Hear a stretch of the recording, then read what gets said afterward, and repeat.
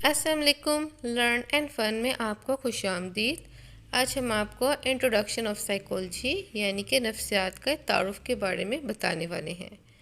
سب سے پہلے اس کی تعریف کر لیتے ہیں۔ تو اس کی ڈیفینیشن کی بات کی جائے تو سائیکالوجی کمبینیشن ہے 2 گریک ورڈز کا، یعنی کہ 2 یونانی الفاظ کا مرکب ہے، سائیکی اینڈ لوگس۔ سائیکی کا میننگ ہے روح، اینڈ لوگس گفتگو کرنا یا نالج، تو اس کا میننگ ہوا نالج آف سول یعنی روح کا مطالعہ۔ سب سے پہلے سائیکالوجی جو ہے اس کو psychology as a science of civil کہا گیا تھا، یعنی کہ نفسیات صرف روح کا علم ہے، لیکن یہ ڈیفینیشن ریجیکٹ کر دی گئی تھی۔ وجہ یہ تھی کہ روح ایسی چیز ہے جس کو ہم دیکھ نہیں سکتے اور اس کا لیبارٹری میں ٹیسٹ بھی نہیں کیا جا سکتا، اور یہ ایک کمپلیٹلی ریلیجیس کنسیپٹ ہے، یعنی کہ مذہبی تصور ہے۔ تو ہر وہ چیز جس کا ہم مشاہدہ نہ کر سکتے ہوں، جو ایبسٹریکٹ ہو یعنی کہ نہ نظر آنے والی چیز ہو، سائنس کے زمرے میں نہیں آتی، کیونکہ سائنس صرف قابل مشاہدہ اشیاء کا، افراد کا یا جانداروں کا علم ہے۔ تو اس وجہ سے یہ ڈیفینیشن کو ریجیکٹ کر دیا گیا تھا۔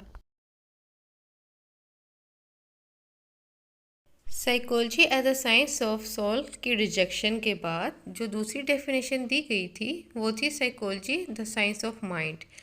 مائنڈ کے بارے میں یہ کہا جاتا ہے کہ یہ ہماری تمام سوچ، ہماری تھنکنگ، ہماری پرسیپشن، ہماری کریٹیوٹی اور ایموشن، موٹیویشن، ان سب چیزوں کا مجموعہ ہے۔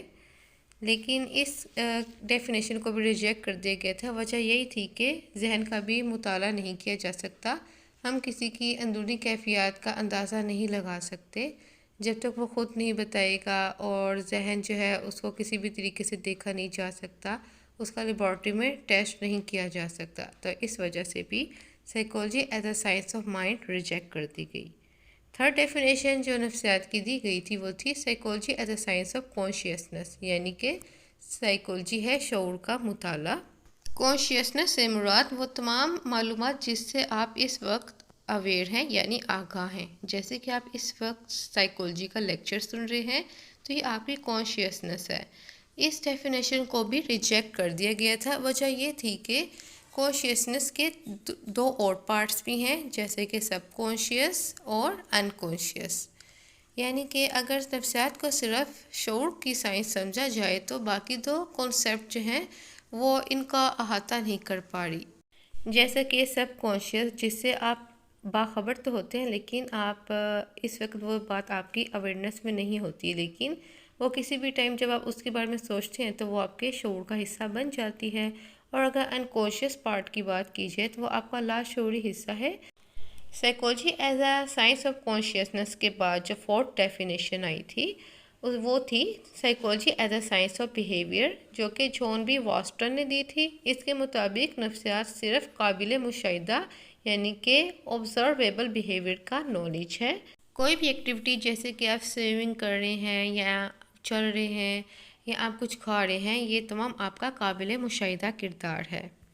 اس تعریف کے مطابق ہر وہ شے جس پر تجربہ نہ ہو سکے وہ نفسیات کے دائرہ کار سے باہر ہے، اور صرف قابل مشاہدہ کردار ہی نفسیات کا علم ہے۔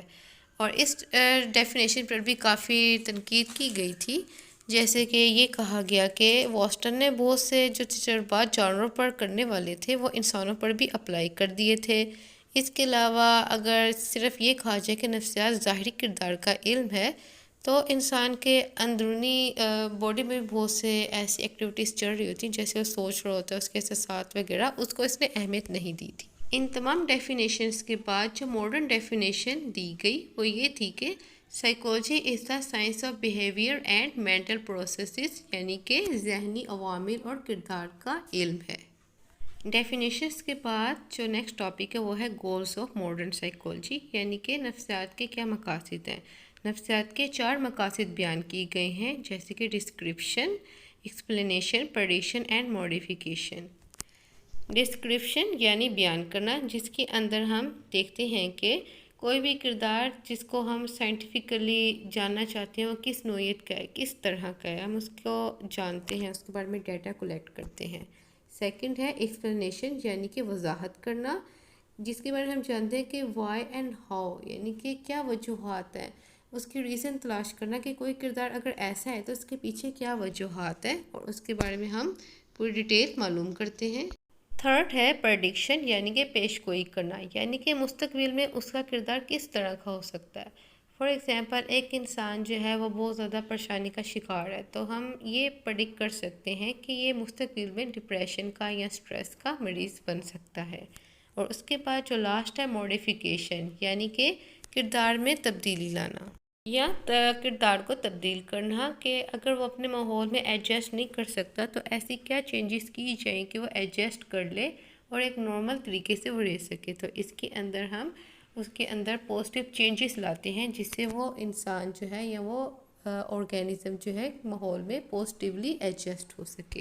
تو یہ رہا ہمارا مختصر سا سائیکالوجی کا تعارف۔ نیکسٹ لیکچر میں ہم برانچز آف سائیکالوجی کو ڈسکس کریں گے۔ تب تک کے لیے دیجیے اللہ حافظ۔